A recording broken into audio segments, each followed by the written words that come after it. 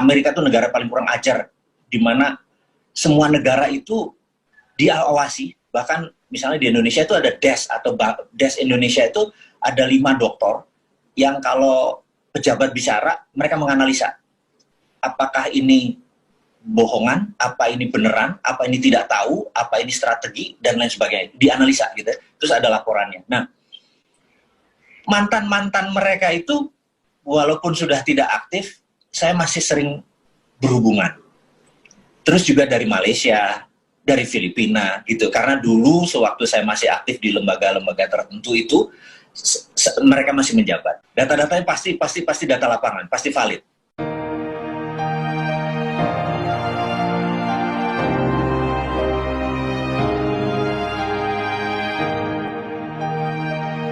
Kenapa suka kritis sekali? Sebenarnya nggak kritis. Jadi sebenarnya gini, saya itu panjang kehidupan memahami tentang bela negara, gitu ya. Nah, kami atau saya dulu belajar bukan dari posisi yang umum. Jadi kami belajar dari threat analysis. Jadi orang di dalam menganalisa itu ada yang berdasarkan dari sisi optimis, sisi realistis gitu ya. Orang seperti saya ini berangkat dari threat analysis, selalu lihat dari skenario terburuk. Kalau hal terburuk bisa kita handle, maka yang bagus mah nggak usah wayahe ngono gitu ya bahasa Jawanya gitu ya. Nah, karena itu saya melihat beberapa tahun ini menggunakan pendekatannya optimis. Saya cuma bilang sekali-sekali melihat dari sisi threat analysis dan diselesaikan ya threat analisisnya. Nah, saya merasa beberapa keputusan, pendapat pribadi nih, beberapa keputusan itu arahnya ancaman, gitu.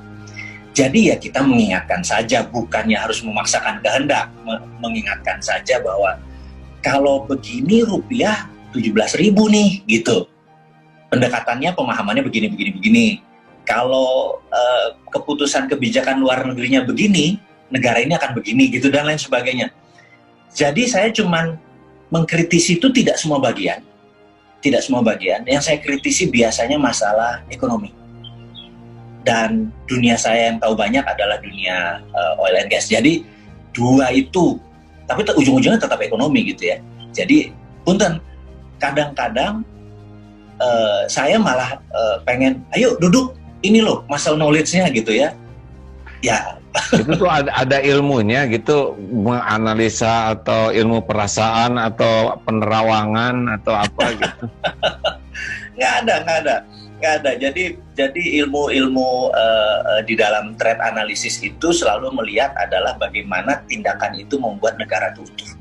Jadi kita ingin negara kita NKRI ini utuh. Misalnya di Departemen Pertahanan harusnya ada divisi yang namanya Badan Intelijen Pertahanan atau BIP, atau dalam bahasa Inggrisnya adalah Defense Intelligence Agency. Di Indonesia ini tidak punya BIP, Badan Intelijen Pertahanan.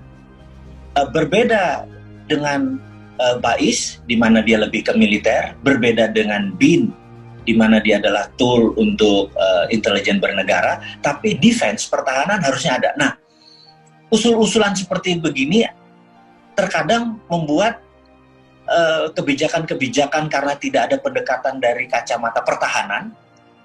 Jadi kadang-kadang misalnya kehadiran tenaga kerja asing itu positif atau negatif? Itu menimbulkan polemik tanpa ada keputusan-keputusan strategik dari kacamata intelijen pertahanan. Toto masuk pendapat beberapa pejabat ini aman, tapi orang seperti saya bilang enggak gitu ya. Nah, ya karena saya menganalisanya dari Badan Intelijen Pertahanan. Jadi sendi-sendi bernegara itu harusnya lengkap. Di mana saat ini pendapat saya adalah Ipolexos Budhankam, ideologi politik sosial ekonomi budaya pertahanan dan keamanan ini 70%-nya politik. Di Indonesia terlalu berpolitik gitu. Ini harusnya balance. Ada 7 pilar bernegara itu harusnya balance. ya sepertujuh juga politik itu harusnya. Jadi Mas Wik itu bahwa menganalisa itu berdasarkan data atau apa tuh yang paling penting? Data yang kita dapat biasanya ada data lapangan, dan yang paling tersering adalah pendapat dari para ahli. Jadi kebetulan saya ini punya beberapa teman dari beberapa negara yang jadi gini ini punten lompat sedikit. Jadi kalau di Langley, jadi kalau kita ada di Virginia, ini Amerika tuh negara paling kurang ajar, di mana semua negara itu diawasi. Bahkan misalnya di Indonesia itu ada DES atau DES Indonesia itu ada 5 dokter yang kalau pejabat bicara mereka menganalisa apakah ini bohongan, apa ini beneran, apa ini tidak tahu, apa ini strategi dan lain sebagainya, dianalisa gitu. Terus ada laporannya. Nah, mantan mereka itu walaupun sudah tidak aktif, saya masih sering berhubungan. Terus juga dari Malaysia, dari Filipina gitu. Karena dulu sewaktu saya masih aktif di lembaga-lembaga tertentu itu mereka masih menjabat. Nah, data-data dari kacamata mereka kemudian ditambah dari berita-berita internasional. Jadi setiap hari saya nonton CNN, Bloomberg, Fox gitu ya, terus Russian Today. Kita melihat dunia memandang Indonesia bagaimana gitu. Kadang-kadang ini menakutkan dari kacamata itu. Karena itu kita mengingatkan gitu.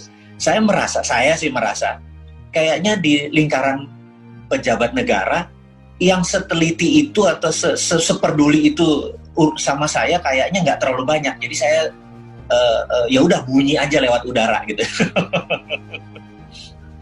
Data-datanya pasti data lapangan, pasti valid. Ya, berarti tidak asbun lah ya, tidak asal bunyi, tidak nggak berani ya. Ngomong-ngomong, sudah ada yang negur belum ini? Sudah ada yang mengingatkan, hei jangan banyak bunyi, jangan banyak itu. Teman-teman malah arahnya jangan personal, cuman itu aja.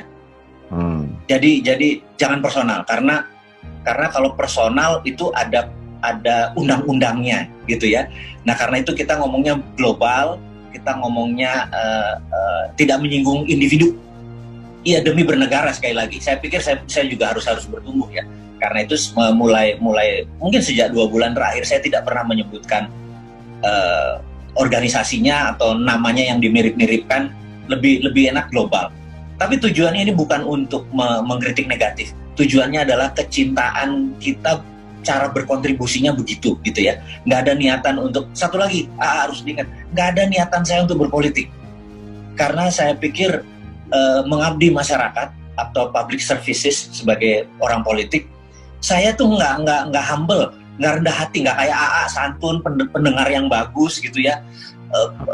AA tuh kalau denger terus care sama orang tuh bagus banget. Saya nggak gitu banget gitu ya. Jadi saya pikir public services itu atau mengabdi dari sisi politik bukan saya gitu. Saya cuma melihat sisi yang lain. Itu jadi sekali lagi saya nggak ada niatan berpolitik, saya nggak ada niatan untuk membangun konstituen, nggak ada.